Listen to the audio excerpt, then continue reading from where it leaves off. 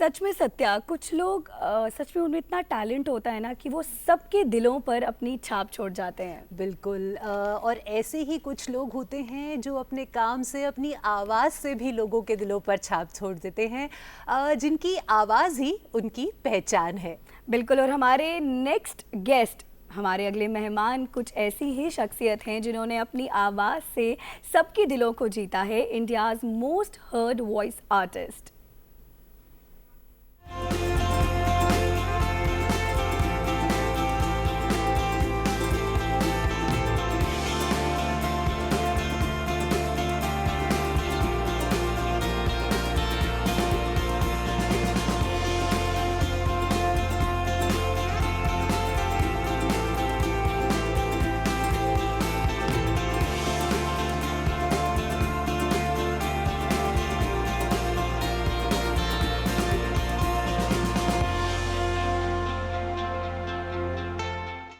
So that's India's most heard voice artist Surjan Singh ji. Surjan Singh ji, आपका बहुत बहुत स्वागत है डीडी मॉर्निंग शो में। Thank you so much for the invitation. बात हम वॉइसिंग की करते हैं, एक वॉइस ओवर आर्टिस्ट होने की बात करते हैं, जी। तो आम लोगों को आप कैसे समझाएंगे कि आखिर ये आर्ट है क्या? क्या है वॉइसिंग, क्या है एक वॉइस ओवर आर्टिस्ट होना? देखिए, जब आप अपने दिन की शुरुआत करते हैं वो वॉइस, कोई ना कोई वॉइस आपके साथ हर समय रहती है, बस आपको रियलाइज़ नहीं होता। शायद आप सुबह फ़ोन उठाते होंगे, आप कोई वीडियो देख रहे हैं, उसके पीछे एक आवाज़ चल रही है। जब आप अपनी गाड़ी में बैठते हैं तो आप एफएम चैनल ऑन करते हैं, तो तब आप एक आवाज़ सुनते हैं। अगर आप मेट्रो में ट्रैवल करते हैं तब आप एक आवाज़ सुनते हैं, उसमें पीछे एक आवाज़ चल रही होती है। आप किसी को फ़ोन करते हैं तो पीछे कोई IVR चल रहा होता है, तो तब भी एक आवाज़ होती है। तो ये आवाज़ सुबह से लेके जब तक आप सो नहीं जाते हैं तब तक वो ऑल परवेडिंग होती है, हर समय आपकी लाइफ में किसी न किसी फॉर्म में मौजूद होती है। तो it's a very integral part of our lives. So बस ये है कि क्योंकि हम दिखाई नहीं देते, and thankfully thanks for bringing me here, I can represent my community, कि हम उन्हें बता सकें कि कहीं ना कहीं एक छोटा सा किरदार हमारा भी होता है सबकी लाइफ में, सबको चाहे एंटरटेन करने में या कुछ चीज़ें इन्फॉर्म करने में या बताने में। क्या बात है। तो बिल्कुल, अगर हम आपकी जर्नी के बारे में जानना चाहें तो कैसे आपने शुरुआत की एंड क्यों आपने इसी करियर पाथ को चूज़ किया? तो बहुत इंटरेस्टिंग है, क्योंकि मैंने 20 इयर्स पहले ये सब शुरू किया था, और जैसा कि आपने कहा कि चॉइस, तब शायद चॉइस इतनी ज़्यादा बड़ी चीज़ नहीं होती थी। You just stumbled on things, कि आप किसी चीज़, शायद या तो आपकी डेस्टिनी कहिए या कोई चीज़ थी जो आपको वहाँ ले गई। यूनिवर्स की conspiracy. Absolutely, could be the conspiracy of the universe, the law of attraction, could be anything. तो हमें पता नहीं होता कि शायद कहीं ना कहीं हम उसे चाह रहे होते इतना। तो I was like any normal middle class family person, you know, chasing their own little dreams, और ढूंढने की कोशिश करते हैं अपनी जड़ें, और बस उसी में I stumbled upon an opportunity जहाँ पर नेशनल ज्योग्राफिक चैनल तब शुरू हो रहा था, और they required lots of episodes, और मेरा पहला ऑडिशन वहाँ हुआ, और बस वहाँ से करते करते बात आगे बढ़ती चली गई। पता चला कि इतने सारे एवेन्यूज़ हैं। तो शुरुआत में सच में मुझे भी नहीं मालूम था कि it can really become a employment Avenue, लेकिन धीरे धीरे होता चला गया, पता चला कि बहुत कुछ है। तो वॉइसिंग की जो टेक्निक्स हैं उनको सीखने के लिए आपने कोई एक फॉर्मल कोर्स किया, कोई ट्रेनिंग की, या फिर बस अपने पर ही काम करते चले गए, चीज़ों को समझते चले गए और वो होता गया? कैसे रहा आपका ये जर्नी? वो अभी भी चल रहा है। हाँ। सो वो लर्निंग अभी भी चल रही है। तो मैंने कोई फॉर्मल ट्रेनिंग नहीं ली थी, शायद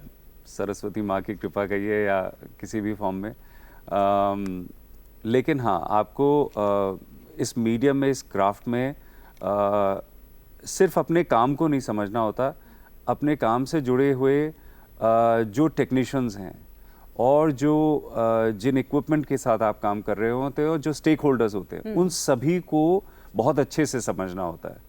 क्योंकि जो स्क्रिप्ट आपके पास आती हैं या जो भी चीज़ आपके पास आया है डिलीवर करने के लिए, उसके पीछे डायरेक्टर्स होते हैं, स्क्रिप्ट राइटर्स होते हैं, और ये सभी इतने सारे स्टेक होल्डर्स होते हैं, उनको समझना बहुत ज़रूरी है। बिल्कुल। So frankly they are your biggest teachers, वही आपको सबसे ज़्यादा सिखाते हैं।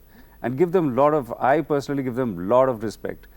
And so I have not had any formal training, but I kept learning. And और फिर धीरे धीरे इंटरनेट का एक्सप्लोजन हुआ, हमने यूट्यूब पे जब चीज़ें देखनी शुरू की, हॉलीवुड में ऐसा होता है, उनसे इंस्पिरेशन ली, यूके में ऐसा होता है, ऑल ओवर द वर्ल्ड। तो हमने देखा कि हम क्या इसमें नया अपना दे सकते हैं।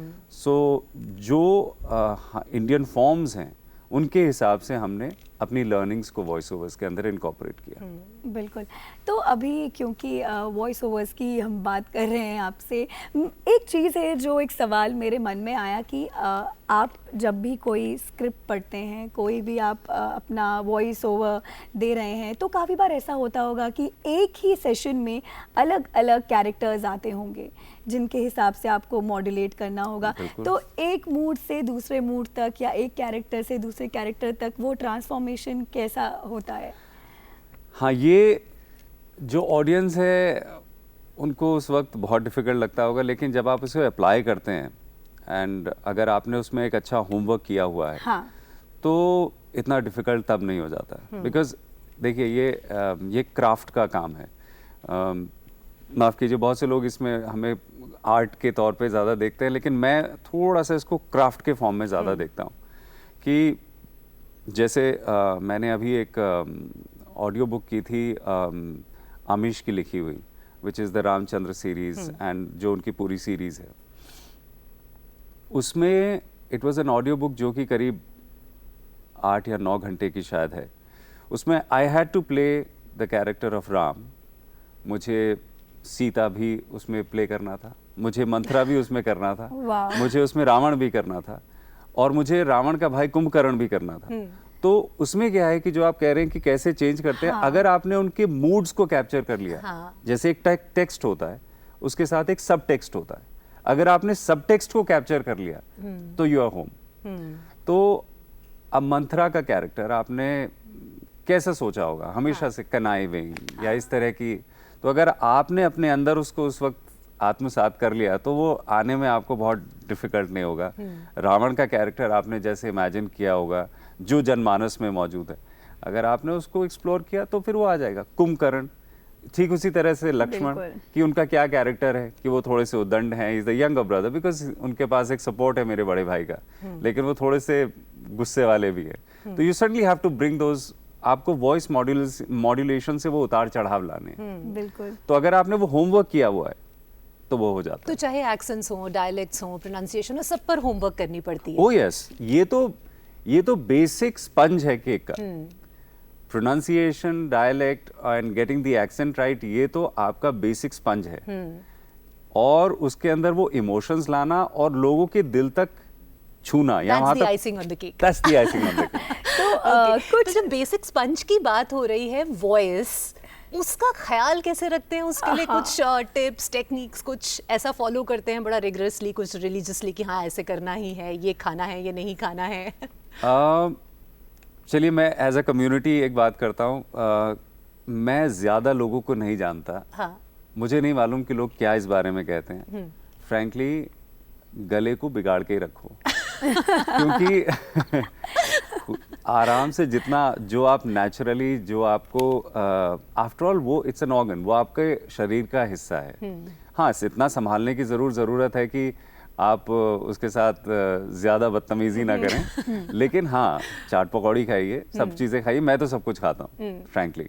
और मैं इतना ज़्यादा सोचता भी नहीं हूँ इसके बारे में, क्योंकि ये दिमाग का खेल ज़्यादा है। वॉइस बॉक्स सिर्फ एक इंस्ट्रूमेंट है। हाँ। तो ये ज़्यादा यहाँ का खेल है। बिल्कुल।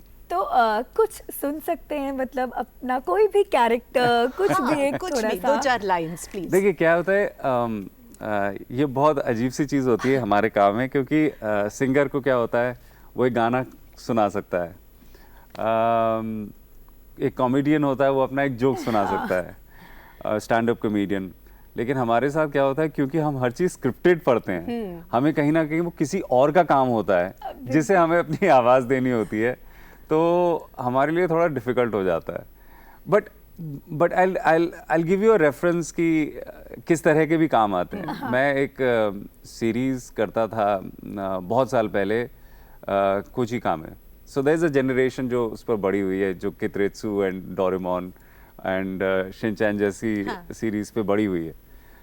तो उसमें एक कैरेक्टर होता था कि होंडा उसका नाम था, होंडा जापानीज में, और उसकी ड्यूअल पर्सनालिटी थी. तो उसकी ड्यूअल पर्सनालिटी ऐसे थी कि वो he was a real macho when he would sit on a bike. जब वो बाइक पे बैठेगा तो बिल्कुल ऐसा होगा कि जैसे मैं कौन हूँ, मेरे सामने से जो भी हो सब हट जाए मेरे सामने से.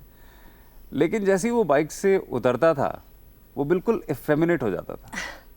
तो कुछ इस किस्म का कैरेक्टर था कि अगर वो कहेगा जैसे अगर वो बाइक पे चढ़ रहा है तो उससे पहले कहेगा आज ना मैं इस तरह की चीज खाना चाहता हूँ, लेकिन जैसे ही वो बाइक पे बैठता था आज अगर कोई आ गया मेरे सामने. So it was this kind of a modulation. So what I am trying to say is कि हमको ऐसी फनी चीजें आपको अगर मेरे पास स्क्रिप्ट नहीं होगी तो मैं नहीं बता पाऊंगा. लेकिन इस तरह के कैरेक्टर्स होते हैं जो हर दिन, एंड आई थिंक ये कैरेक्टर्स हमें हर दिन इतना जिंदा रखते हैं और इतना अलाइव रखते हैं कि we always look forward to our work every day. Absolutely.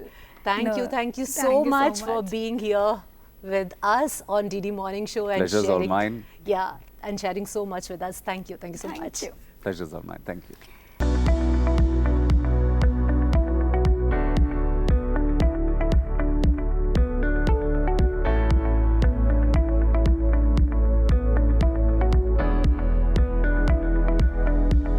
Role बेटी वन.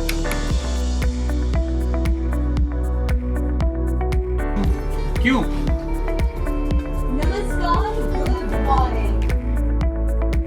नेक्स्ट हमारा गेस्ट इंट्रोडक्शन, प्रोफाइल एंड वो सब है.